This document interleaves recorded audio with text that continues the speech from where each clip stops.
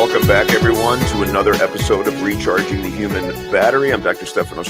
I'm joined by my co-host, Mandi Dickey, who's been doing a lot of these on her own recently, as I'm pulled in about 20,000 different directions. But I missed you guys, wanted to get back in the studio and get it going here on AM 950 radio. And, before these shows, it's not like we sit around and and like have whiteboard sessions and stuff like that. We just like to bring you topics that may help you and your families. And one of the things that really bothers me, it's a pet peeve as a physician that sees a lot of people that are in a lot of pain, is that the level of misunderstanding and confusion around this topic of pain management is really putting people in a difficult situation. And one of the things that bothers me is that there are so many things to do as physicians, as nurse practitioners, any providers you see, your chiropractor, whoever you're seeing, there's so many things that can be offered to you way in advance of where I'm seeing people. And to be honest with you, I'm getting pretty sick and tired,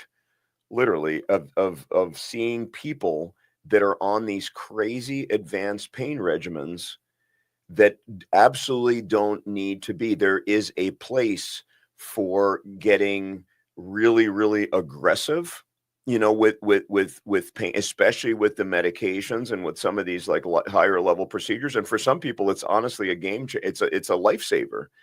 But we are skipping so many steps. I don't know if because we just don't have the time to really sit down with people and say, hey, you could do this, you could do that. If it's people that just don't want to do it, they want to take the easy button and just take that pill or sign up for whatever, when they've skipped about 19 other things that they can do. But it's a huge problem, and it's really led to in our country, and this is estimated, and this is low. I'll just tell you what's estimated by the CDC. About 20% of adults right now are suffering from chronic pain. That means they've suffered from the same type of pain for at least 3 months or more. And then if you look at the big ones, back pain, neck pain, headaches, right? Total body pain, fibromyalgia, neuropathic pain. They have pain, just pain, like peripheral neuropathies that become painful. It's a big problem. Does it bother you that people are just put on crazy regimens and they really haven't been talked to about everything that's available that can realistically help them with their pain? Yeah, I think there's a big gap because a lot of providers don't know what all of the options are, so they don't offer them. And when patients come in and ask questions, we've talked about this before on the show, they kind of poo-poo it. No, I don't know anything about that. And they just stick to what they know. The problem is when you stick to what you know, you're putting people in this negative cycle that they're always going to need that because that's what you've started them on. And if you're not giving them other options, Right. It's going to be really difficult to get them off of that. And I mean, and it's really frustrating because it all starts with just lifestyle changes that can make a humongous difference, in people's pain. But again, that takes them making an investment in themselves. And I'm talking about not even a financial investment, just an investment in time and motivation and all these other things. And we'll just go through, again, this isn't medical advice. This is just, I'm trying to give you guys guidelines. Mandy's trying to give you guidelines because it's not right. And the people are getting more and more ill and they're more and more in pain. Just to give you, before we kind of get into it, like really get into it, just to get what you just said. We had a patient that we were treating with a class 4 laser who was doing great. And we've talked about class 4 laser. We talk about a little bit on the other side, but we have a lot to cover. Went back to his orthopedic surgeon and said, hey, I'm doing this class 4 laser. It's great. And his advice was, well, you don't need to go to that clinic. You could just get the same thing on Amazon. This is where we're at. You can get that piece of equipment that, list price is like $80-something thousand. You can get that on Amazon, except you can't because it's a regulated device that needs medical supervision.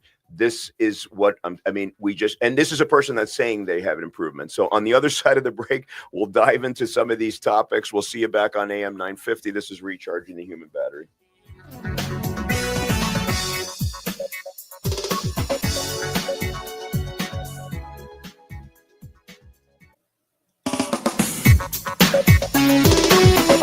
We are back, recharging the human radio, recharging the human battery, actually, and we're recharging the human radio. So we're just knocking out everything today simultaneously. I'm here with Mandi Dickey. I'm Dr. Shinakropi. We're on AM 950 radio, and today we're talking about something that we both deal with our patient population, constantly. And so, just to throw in an example, the other day I saw 30 patients in the clinic, and we had patients coming from all over the place. And so, there's some patients that I saw, again, without getting into too many details, because, just to tell you their entire history. But we had one patient that came from maybe 4 or 5 hours away, right up on the Canadian border, and they had essentially degenerative disc disease in their spine, not a surgical problem, but yet was on boatloads of narcotics, bunch of other medications, and also was wondering whether or not they should move forward and get a pain pump implanted. And again, I'm not here to say one thing or the other, because you have to consult with your own providers on what to do. But generally, those types of things are reserved for horrific, intractable pain, where you have an amputee that is having pain that you can't control. And again, there's a million things to do before you get to that point. Or you have cancer, and it's intractable. People that are on hospice care and things like that. Why we're jumping to something like that after being on boatloads of narcotics for somebody that doesn't even have a surgical lesion, they don't have any other defined pain other than chronic pain. They didn't have like a crush injury or something that we know is really difficult, because it completely changes the way that your brain processes this. It's complicated. But again, my frustration is that a patient like that, in my opinion, not medical advice, should have never been started ever on a narcotic management. So the reason I say that is because, yes, I will agree, because some of the critics, I'm very outspoken when it comes to narcotics, and I've been attacked on social media. I had to go through this whole thing where I had to just kind of fight back all these people that were upset, because I'm always looking for non-narcotic options. It's not just because of that, because the pushback on the narcotics is that there's fentanyl that's coming in, through the different borders and things like that, is the majority of the ODs. The problem is that I even see it with some of my patients, when they can't get enough narcotic, then they go on the streets looking for street drugs. I hear this all the time. Just be honest. I just hear it.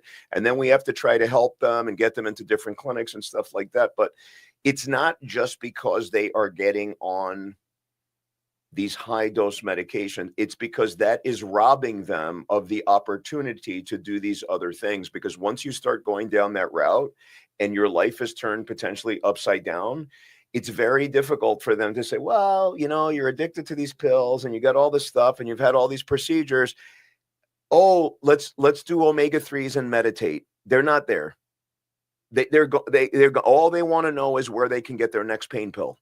It's the only thing that they're thinking about. And that's why it's really frustrating. Yes, there is a severe acute pain that absolutely narcotics it's a miracle, because we don't want people suicidal, because there's certain types of pain that's not tolerable. You can't.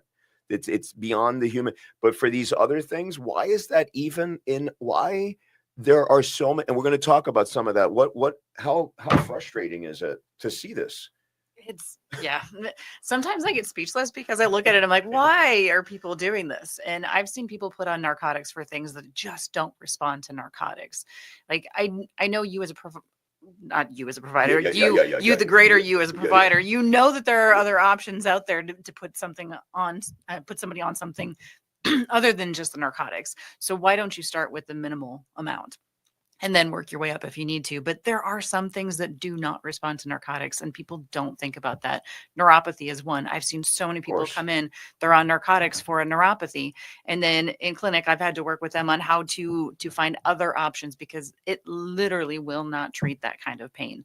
So just trying to get other options out there and Yep. educating the patients that this is not your best option. Let's look at something else and transition you off of this. No, you're absolutely right. So if you take things like peripheral neuropathy, fibromyalgia, all these other pain syndromes, what I tell people is that with certain stuff, even radicular pain it's different. I'm not saying that the narcotics don't blunt it. So what I tell them is that if we give them narcotics, for example, if they have a bad radiculopathy, and some people just need surgery, they need an injection, they need whatever. Um, I just say that yes, if we go the narcotic route, which we try to avoid at all costs, but if they're in severe pain, I just say it's going to blunt your pain. You're still going to have the pain. You're just not going to care as much because you're high. Essentially, when people are high, they're high. It's they might even laugh that they're in pain. I mean, who knows? For a while, and then it's not a laughing matter when they can't find enough narcotic, to treat their pain. So I mean, you hit it right on. It is a huge problem, and the purpose of what we wanted to talk about today, or I'm putting Mandi on the spot, but what I wanted to talk about today is not to sit here and because we've talked about the narcotic crisis, and we could go into this. I mean, that's an entire show or 5 shows in a row. It's that there are so many options that patients are not being. It's the same thing we talk about with their overall health and well-being. We're skipping all these different steps just because it's easy. So do you think that one of the reasons that people are skipping all these steps, when I say people, I mean us as providers, why are we skipping the steps? Because you have a 7, 8, 9, supposedly the average visit is 14 minutes in the US. It's not 14 minutes. It's not 14 minutes. Now, again, for what we do, sometimes if we see people that if I see somebody with a disc herniation that has pain down their leg, that visit could be 2 minutes. It doesn't, because it's very simple. They need help. They're disabled and we got to do something about it. But for, I have chronic pain. Like, what are you going to do in 7 minutes? You can't even start their history in 7 minutes. I mean, we're just chatting for the first time. We haven't even gone anywhere. So do you think one of the big problems is just the time that we have? So everybody wants to push the easy button on both sides of both sides of the aisle, we'll call it. Yeah, I think a time factor is in it, but I think the easy button is probably the bigger problem. Yep. And I think a lot of providers have realized that their patients don't want to put in the work a lot of the times. Not everybody. Yep. Some people are more than willing to do the work that they need to do to get better and think outside the box. But some of those patients that come in our doors don't want anything but the easy button. And so you can talk to your blue in the face about all these other options, but then they're just going to say at the end of the day, just give me the pill. So I think a lot of people have skipped all of those other steps because there are so many patients that come in the door just wanting the easy fix. No, absolutely, and it's interesting because everything that I'm doing and you've become a big part of is, like, I've spent the last 2 years really seeking everything that we could possibly find to help people with their pain that I have not previously thought of personally as a physician. And that's why, the oxygen therapy, the laser therapy, utilizing more acupuncturists that I refer people to, utilizing all these different techniques, which are just dramatic, utilizing a lot of anti-inflammatory, things like NAD plus and glutathione, all these other things that make it's so dramatic what we can do, but we have to open up our minds. There's these other things, and we have to educate the public, and we have to educate our colleagues because they just don't know. Going back to the thing I just mentioned before, the laser just to give you an example, the other day I referred 6 patients, okay, over to get laser. 6. And I got a report on them. All 6 of them were absolutely blown away by how much pain relief they got. They could not, believe it. right? I had somebody shadowing me that also it works at our wellness clinics, were shadowing me in the thing. So I said, these people were in acute pain. I said, listen, and a couple of them did absolutely need surgery. Like there's no, they're not going to get away with it. They have severe pain. But I'm like, we need something. And people are always coming in, oh, what medicines can you give me? Doctor, I need this, I need that. You know, my primary won't prescribe me opioids because again, we're under a lot more scrutiny. What do I do? So I send them for this class 4 laser, and 6 out of 6 were like, whatever. In fact, one, their spouse was there with them, and they're like, my ankle hurts. Give me that laser. And they had a good result. And so people are doing well. That's something, I didn't even have that tool 2 years ago. I didn't even know what a class 4 laser was. But you know what I wasn't doing? If somebody came in and asked me about it, I wasn't making up things one way or the other. This is great or this sucks. Cause I would have said, I don't know what's a class 4 laser. Why don't you use a class 10? I don't know. Like I have no idea, but it is, it's just, we've got to do better in finding different techniques to help people with their pain. And there's so much to do. Yeah. Yep. And I think that that's a big thing right there, is just being open to all the other information that could be available for the patients to try to help them. I don't know if you've ever heard the book, the Body Keeps the Score. Absolutely. So I've had that book referred to me multiple times, and I have yet to read it myself, but that brings up a whole nother topic about mental health issues, because a 100%. lot of chronic pain is related to unresolved trauma in your past and anxiety, depression. And if you treat the anxiety, depression, and you work on the trauma, you can actually decrease the chronic pain that somebody has. So yes, sometimes there are things that they come into your office, they've got structural issues that we have an explanation for. But if you don't have a structural issue for your pain or a structural reason for it, then it could be a psychological thing that you do need the help for. And we have such a stigma around it in this country still. But if we can get past that and help our patients with those traumas and pain, anxiety symptoms, it will actually help their pain. Oh, huge. I mean, it's interesting because you bring up, I mean, I've had a bunch of people on the podcast talking about this very issue, but one that comes to mind, and he's excellent. And I would have, people really read his stuff. His name is Neil Gannon. And we had a great podcast. I'm actually going to bring him back on the show because he's one of my favorites, and it's really good. But we really went into this rabbit hole of this trapped emotions. And I've talked to many other providers, and some of which have like felt like when they needed that, their emotions and their things, childhood traumas, whatever, contributed to their eventual health issues.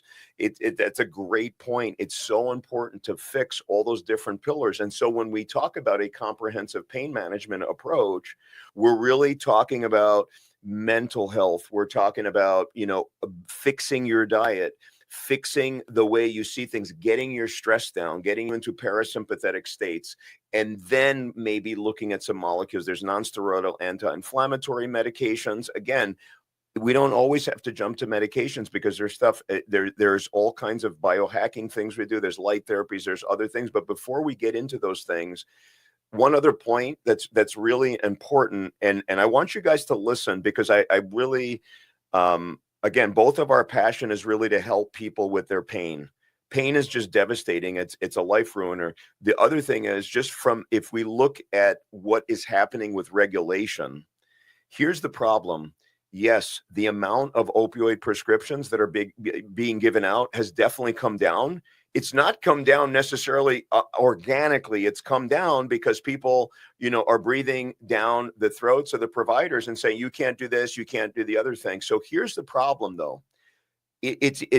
So again, I don't want people to get started on it unless it's absolutely 100% indicated. Okay. And that some of that stuff, unfortunately, still happens, but let's make it even worse now.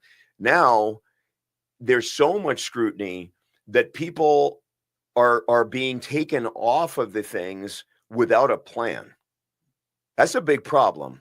I see it all the time. So people come into my office crying. So first of all, they've been tanked up on all these narcotics, and now somebody's trying to wean them. The problem is the strategies behind the wean are not good.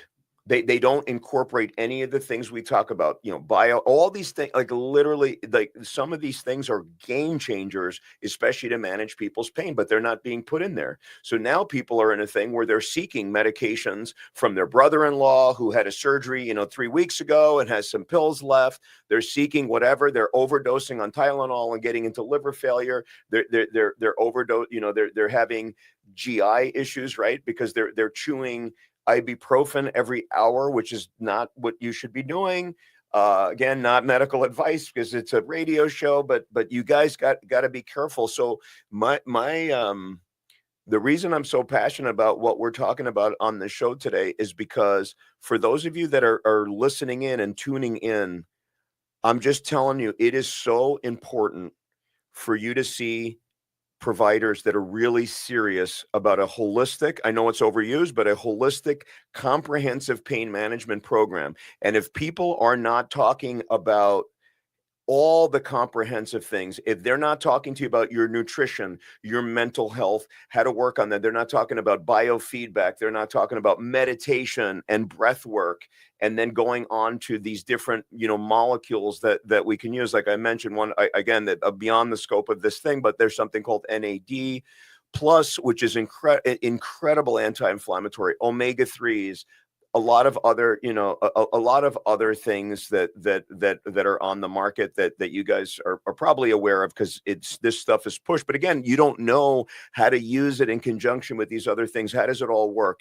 One supplement from Amazon is not going to fix. It's the totality, of the whole thing. But that's why I'm so passionate about it, because there are people that are listening to this radio show right now that are in pain. They don't know what to do. They're reliant on their medications. They're scared. They're being taken off of the meds, or they're being forced down paths like to getting these like crazy things done to them, and they just don't know what to do. So my plea, if you get anything else out of what we're hearing today, is find providers that really are going to take that comprehensive approach, because the comprehensive approaches to pain management are amazing. I mean, like with us doing the wellness centers, we have seen nothing short of miracles, except they're not really miracles. It's just people that have been exposed to things that have all kinds of scientific data behind it, and they've never heard it. They don't even know what we're talking about when we're doing. Neither they're doctors and nurse practitioners and nurses and whoever. They have no idea what we're talking about, which is, so we need to be out there educating. What say you? Yeah. So I'm going to throw another little thing in there. It's a good thing, though. February is Preventive Health Awareness Month up in Canada. And our friend Margaret Wallace Duffy got that going up there. She got us both as fan ambassadors. So we are both helpful on this. The big thing with that is prevention. So for anybody that's going down the road of chronic pain, preventing that chronic pain, looking at things like your diet, your nutrition, your exercise level. Because once you start getting in chronic pain and your exercise starts hurting you, you're going to exercise less. But you have to keep moving so that you can keep those joints mobile, keep your muscles mobile. Because if you stop moving, it's going to hurt more to try to get it back up again. So prevention is huge in medicine, and we have forgotten it on so many levels as providers that we just try to react to everything. So if you can try to prevent some of those problems, you can prevent yourself from getting down that road of chronic pain. Not to say that you're not going to have pain, but it's not going to be as severe or disabling as it could be if you stop moving and if you stop caring about what you eat.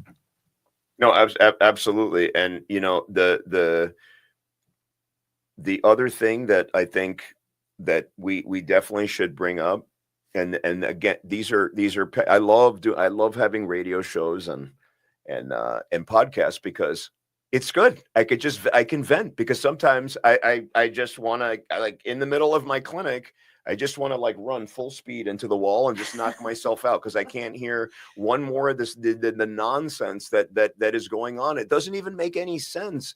And sometimes I'm upset with the people too. Obviously, I would never show that, but inside I'm like, how are you letting yourself go down this road? Do you have any accountability? Like, do you want to be fixed, or do you this is okay, for you? But one of the things, like, I just want to bring up, and I know that you're going to have something to say on this. How many times do you hear, again, listen, we're not here to say we're not better than anybody else or any of that stuff, but How many times do you hear when patients talk to you, either the patient or the family is like, this is the first time anybody's actually listened to what I have to say, that has taken my problem seriously, that hasn't just wanted to, blow me off or get me out of the room or just say, here, just take this or go do that or go do whatever, right? How many times do you hear that? This is the first time. These aren't people, these are chronic pain patients. They get around. Well, I heard it enough that people started calling me a unicorn because I would actually listen. So I started owning that little nickname, but it shouldn't be the first time that they hear or that they feel heard when they come in. But I stop, and in the chaos of clinic world and hospital world, it's really tough to stop and give everybody the time that they need sometimes. But if you stop and look at them and actually hear them, it's a whole different world than if you just keep typing on your computer while you're talking to them and you're only getting little bits and pieces, because you're not getting that connection. Absolutely. When you literally stop and look at somebody, they're going to feel heard whether or not you actually hear what they're saying. But to actually give them that opportunity to give them a voice, it's mind-blowing. It's a whole different experience when they go into a clinic and they feel that. And it's amazing because honestly, what you really need to do with people that have chronic pain, first of all, you have to get to the root of how much it's affecting their overall life. Sometimes they don't even know. That's why I said like 7 minutes. You can't even start a conversation on chronic pain in 7 minutes. You're just getting to like how this all starts. You're just, it takes a long time to really get to know these people. But once you really get to the heart of how much it's devastating them, then you can start outlining. Then they have somebody that say, okay, this person, kind of understands what I'm going through, whatever. So they're more apt to listen to you and say, okay, let's put together this thing. And then when it comes to and we talk about this a lot on the show, when it comes to the investing in yourself, then when we start outlining, because sometimes they have to hear back from us, right? They tell us what's going on and we say, okay, so basically every relationship you're in is terrible. You've got fired from your job and now you're unemployed, or you're not doing well at work, or you thought you were going to get that, but you're hampered by your chronic pain, scenario. You are completely addicted to your medications. Or how about for your every waking hour, all you think about is your problems. That's not a good place to be, right? You want to be enjoying your life and doing those things. So once you frame it like that for them, then you can start outlining, well, what are our goals? Right? What if we could reduce your pain by 50% by doing these things, which are non-medication and non-procedure, all of a sudden? And then you say, well, what would that do with your relationship with your son? How would that help you with this, with that? Once you start framing it that way, then you have a framework. You cannot, these people, they need general frameworks, and their framework should not be, what class of medications do I need to switch from this to that? That's awful. We've gone down that. It's become so transactional. It's very bothersome. And that's why, like I said a million times on the show, that's why I had to get into that integrative health space. Because when I see patients there in the integrative health model, or even other people see them and then they talk to me when I'm just there at the clinic or something like that, it's such a more like robust experience for everybody, and it's so much more satisfying. And it's nice to know that you could be really part of somebody's life, and help them through those things. I mean, isn't it like how important it is for us? Like, we need to know, you cannot treat chronic pain, especially with all the mental health components, whatever, unless you know that you have to know that person. You cannot know them in a 14-minute. You can't. So for you guys listening, you got to seek care in places that have very holistic, comprehensive things. Again, it's advice. It's not medical advice, but I can tell you, you're going to do a lot better going that way. And I'm trying to protect you from going into really bad places. I mean, anything to add to that? Yeah, no. The only thing I was going to say is that if you try to understand why it's important to really understand our patients, it's like with surgery. You have to know your anatomy. You have to know exactly what part of that body that the patient's symptoms are coming from and what thing you need to do your surgery on. in order to treat a patient correctly with medications, with anything for a chronic pain thing, you have to understand the anatomy of their pain. So to understand the anatomy of their pain, you need to know all of the details. If you don't have all the details, you might be doing surgery on the wrong part of their body. No, absolutely. You're absolutely right. I love that phrase, the anatomy of their pain. That's exactly right. You can't draw out their anatomical map because it's not a generic map. It's not like, oh, you know what? It's a good thing I have my cheat sheet here. So we'll do that. You can't do that. Everybody has their own map. And you really have to dig. And you mentioned it before when you talk about pain maps. Some of that is the trend. I know it's like people are like, oh, here we go again with the touchy feely spine guy, right? But seriously, like these emotions people have, they it might. This is just going to sound whatever, but there's like hard science behind this. Trust me, otherwise I wouldn't be. But people have childhood traumas and experiences, or people we all know. People that have been in abusive situations respond differently to pain. Their brain works differently because they've changed their pleasure reward center. It's a whole science behind it that we could do a whole neuroscience thing, and you could take the lead on that because you're the neuroscientist. But honestly, like it's such a and you can't do that unless you outline it. So you do have to ask people, did this happen to you? Were you abused? What? They're going to be totally different, and they're going to be much more likely to have addictive personalities where you can get into a lot of trouble when you do down different paths. But if you're just writing, just coming in, just writing a script for everyone like it's the same, not to mention the genetic changes and the other things, because honestly, there's all these tests you can do to see how you're genetically you process pain medication, and that can help us to manage. And there's some ethical, if people are worried about that, there's something called the GARS test that's it's not available commercially now, but it tells you your genetic assessment risk score. Was developed by this Dr. Bloom. I love that, right? Because if providers know, if this person gets started on it, they have no chance. Like they'll be seeking like like they'll think about nothing else. So that only if they're gonna need like their leg has to be cut off, or you're gonna put them on narcotics. Don't get mad at me. I don't want to hear anything on the social media. The guy I was labeled as the anti-narcotic spine surgeon, and people were saying I was doing surgery without narcotics, and like that's not what we do. I don't do that, but I am very passionate about these other options, which let's run through some of them now. Whatever, I have them, but me, I ramble, so I have it, I wrote it down just so whatever. So let's just talk about like the very, very simple overview. Mind body connection, massive. Meditation, we've talked about meditation on the show. You literally can think yourself well, literally. This is science. I'm not making it up. Mindfulness, right? There's all kinds of mindfulness classes. And actually, some of the really big institutions have all kinds of mindfulness programs. If you look at Cleveland Clinic, if you look at some of these other places, it's very, very important. We can have an entire show on mindfulness, yoga, Tai Chi, these things where you really are focusing on your breath, you're focusing on your body posture, movements, things like that. The reason it's been around for centuries and centuries is because it actually works and it keeps people healthy. Because you know what? There was a time we didn't have medicines that we could give people, but they seemed to, other than infectious diseases. If you didn't get an infectious disease, people were fine. They weren't getting diabetes and depression and heart attacks. That just wasn't a thing. It was so rare, before. So mind body connection, nutrition, another entire show. Anti-inflammatory diets like the Amy Myers anti-inflammatory, intermittent fasting, vegan, right? Some people, I'm not going to get into the controversy of the whole carnivore diet, because again, it's great for weight loss. It may not be the best for longevity. We can talk about that. I think we've talked about it enough, but we could get into it.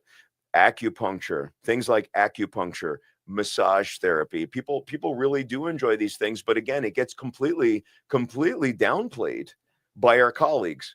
Oh, you need medicine. That's not going to do anything, right? And again, listen, they've done all these like sham acupuncture studies and everything like that. The bottom line is, if it works for people, you know what acupuncture is not doing? It's not killing anyone. So everybody take a deep breath. It's okay. People are not dying from acupuncture and massage therapy. They are dying of overdoses, though. They are dying of and they're dying of chronic diseases, some of which are getting worse because you're taking all these medicines, a vicious cycle, i.e. diabetes, right? And its management. Then you translate, then we could talk about biohacking, the biohacking stuff, red light therapy, right? There is oxygen therapy. Hyperbaric chambers have been studied for a long, long time. We do exercise while under oxygen. There's pulsed electromagnetic frequency. There's there's ozone therapies. There's all kinds of stuff. You guys do your own research, but there's so many things. Like if you look at light therapies, one of the things I'll bring up, which we love, like at our centers, is green light, because it releases your own body's endorphins. This has been heavily studied at the University of Arizona. They've done studies on fibromyalgia and migraine with amazing benefits. They're studying post-surgical care now with green light. We have had amazing results at our clinics utilizing green light for pain. But yet, if you say like green light, people don't even know what red light is. I say green light to my colleagues, and they think like we're, like, oh, do you turn into the Hulk in there or something? Like, what do you mean green light? Is this like a Marvel Comics thing? It's just like, no idea. So we're out here teaching. Then there's like the IV infusions, NAD, glutathione. There's all kinds of IV vitamin drips. If you just look at the anti-inflammatory effects of like vitamin B, right, getting your vitamin D levels, all these things, if those are off, you're not gonna be your best. Then really quickly, there's a class of medications that kind of slows down your nerve conduction, that PBOK, then that's like the Neurontins and the gabapentins of the world. It's not great for your brain function. So it's like, it's other things. There's topical agents, there's anti-inflammatories. We can't get into all this because, again, each of them is its own thing. But just from what I said, there's all these other different options. And we didn't even talk about counseling. We didn't talk about being part of groups where people talk about their chronic pain. Off the top of our heads, we could just like spew out like all these things that have really, there's these patches that are common that again, I can't go into. The narcotics we've kind of talked about ad nauseum. And then you have procedures that that we can do, like, for example, in spine, like you could do like radio frequency ablations, and you could do other things where you're not really creating a lot of damage, but you really help patients non-surgically and things like that. Then you can get more aggressive, right? Then there's spinal cord stimulators, which basically are these little devices that are implanted in your spinal cord. They can block the pain from going to your brain. That really should be reserved for more serious situations. Talk to your doctor or your healthcare provider about that. And then the pain pumps, which again, I've given my opinion on pain pumps. We need more time for that. And then I'll just close just to give you guys ideas of what's out there. There's regenerative medicine options. One of the biggest things that is disabling our population, back pain, neck pain, but osteoarthritis. People are just devastated with knee and hip pain. Not everybody, and ankles and wrists, all kinds of things get arthritic, right? And shoulders. Not everybody wants to have surgery or needs surgery. So there are all these options in the stem cell world and the regenerative medicine where you can take your own cells, put them back into you with amazing results. Another thing that people were coming to me for years saying, oh, I'm going down to Colombia, I'm going to Ecuador, I'm going to Puerto Rico, I'm going to all these places to get my stem cells. And I kind of blew it off. That's fringe medicine. That's this, that's that. And here we are, we're doing it because it has amazing data and it's your cells. So you're not going to reject them. They're yours. It's like it makes no sense that people are not being offered this, and they're getting, they're giving them pain pumps. It's insane. I just gave a whole list of all these things we can do, and we didn't even get into it. So am I missing anything? I tried to list it out to be pretty comprehensive, but there's nothing else I can think of off the top of my head. You did a good job with that list. I'm impressed. Thanks. I just want to, because I'm very verbose. So I just want to make sure, I get it. So, in closing for this segment, and I'll let you. Sorry, I cut into Mandi's time. I do that a little bit. She's told. Don't believe me. It's not like she hasn't told me, but she gets a lot of.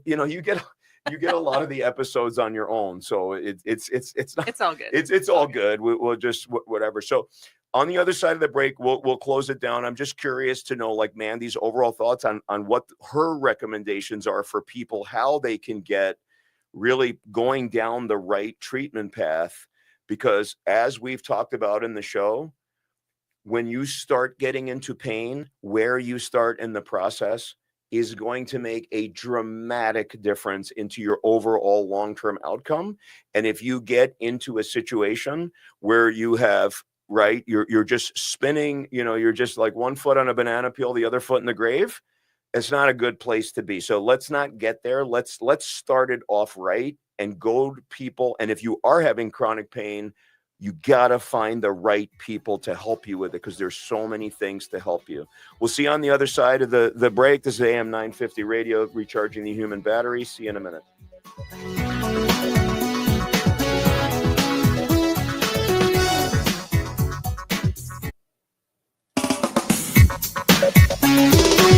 All right, we're back on Recharging the Human Battery Radio. I'm Dr. Sinacropi, joined by my Mandi Dickey, and we're pretty fired up. And as always, when we do these things, we just realize that we really need 2 hours, because otherwise we have to zip through topic. Because what we bring up one thing, and we're off to the races on another thing, and so.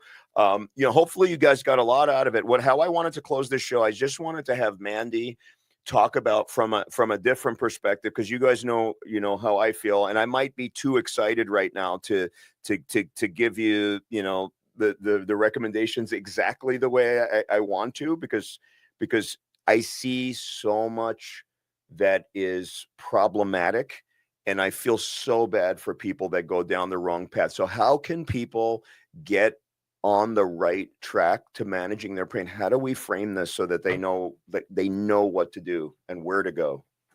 Yeah. So I think first off, I'll tell you a little bit about what I do when I'm in clinic. When I see people, the first thing that I look at is natural things that we can do, nutritional things, diet, looking at their diet, looking at their exercise, looking at their daily activities, figuring out what their day looks like. And then we check some vitamins. We talk about the simple vitamins that sometimes that's all people need to get on the right track. And this is from years of dealing with people with chronic neurological pain and migraines. Sometimes vitamins and some diet nutrition was all we needed to do. So there are times when it's really just that simple. And I know people don't ever want to think that something can be that simple, but if you're looking for the easy button, take the easy button. That's going to be a little bit healthier for you.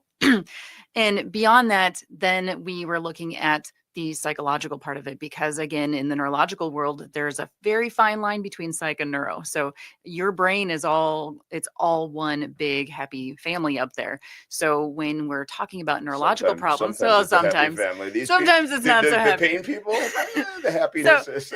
We want it to be a happy. We want it to be a happy family. I mean, Mandi's really glass half full today. I love it. All those nerves are connected. So if you have those chronic traumatic issues that you have to deal with, that's going to lead to a lot of pain, like we already talked about on the show here. So that's always one of the next steps that I talk about is do not let that stigma prevent you from getting the care that you need, because that literally can be a game changer, a life changer for you. So that's the next thing that we do. And then it was always talking about, well, where else can I send you to get more information? And I gave lots of options, and functional medicine and integrative medicine.